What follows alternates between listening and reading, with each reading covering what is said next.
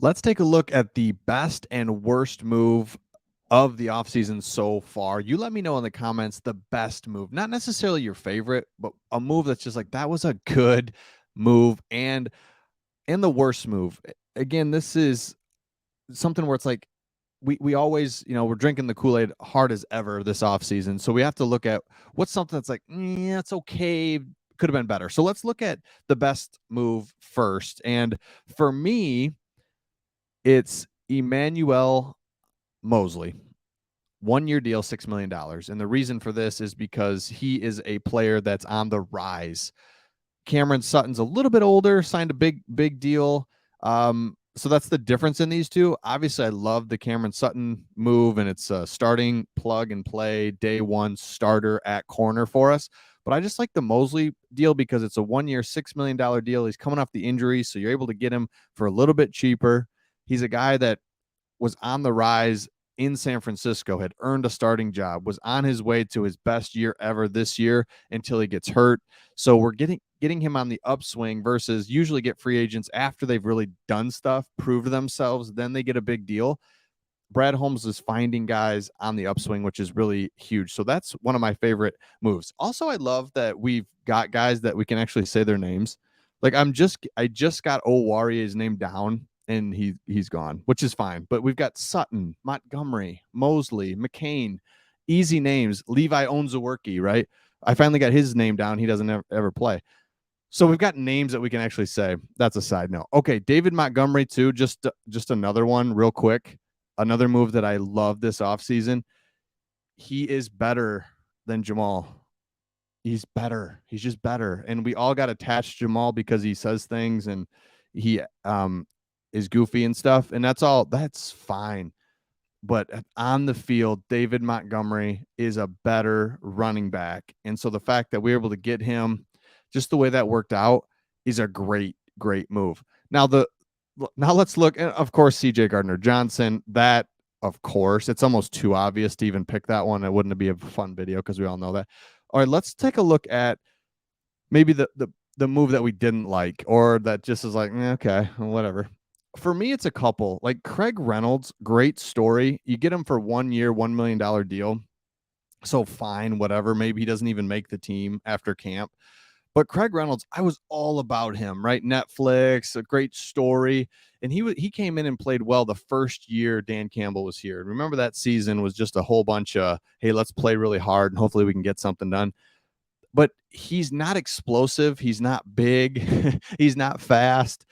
I like him, like his story, but there's a guy that will he make the team or not? I don't know. And so it's not that I don't like the move. It's just more it doesn't really move the needle. Fine, whatever. That's a backup situation. Then here's the move that we've all kind of gone back and forth with. I like Anzalone, just not sure 3 year, $19 million worth. I thought for sure we were going to upgrade in the linebacker room. We haven't done that yet.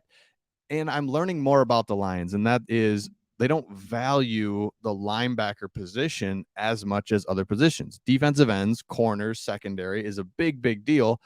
And then when it comes to linebacker, you're trying to just be steady, be safe. And so the Anzalone move, I didn't love it at the time. I felt like a lot of money that we could have given to somebody else to get more explosive, get a little bit more athletic there.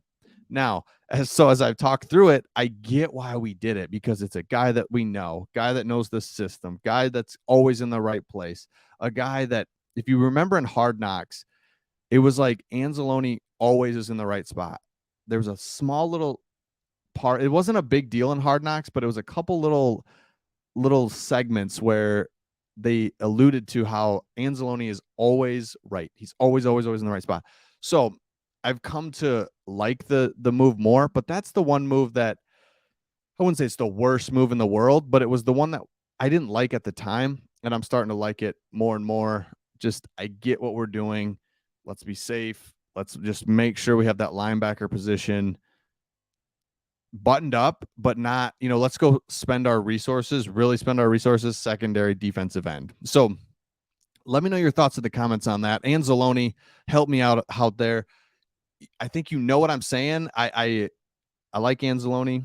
Thought it was a little too much money, but I get it. just be safe, secure at that linebacker position. Now look at the guys that we lost, and you wonder what guys should we have definitely signed back? Who do you wish we would have kept? Out of this, for me, it's only Josh Woods. If you remember, Josh Woods was always around the ball. He was always around the ball in second or in special teams. I really liked him. Chris Board, no surprise he goes with the Patriots. Patriots raved about him when we played him. Best special teams, Bill Belichick, best special teams player in the NFL, all this. And so that's a tough one just because you're losing two special teams guys that are really good.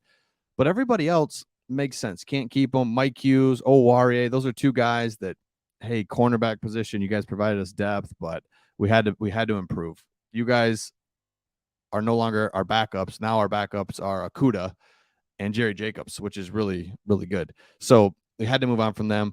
Austin Bryant, fine. Jamal Williams, fine. Deshaun Elliott. So this is the one. Justin Jackson. Like, I really like Justin Jackson. I'm surprised he hasn't signed with anybody. Dan Skipper, poor guy, just cannot get hooked on to any team. So that's where it's at. I love what the Lions are doing. Drinking the Kool-Aid. It's okay to look, kind of see what could we have done better. What are we doing better? Or, what are we going to do different going forward? What moves still have to be made? There's still a few moves out there, but I think we're just going to be able to stand pat until the draft and then go from there. So let me know your thoughts in the comments. We'll see y'all on the next one.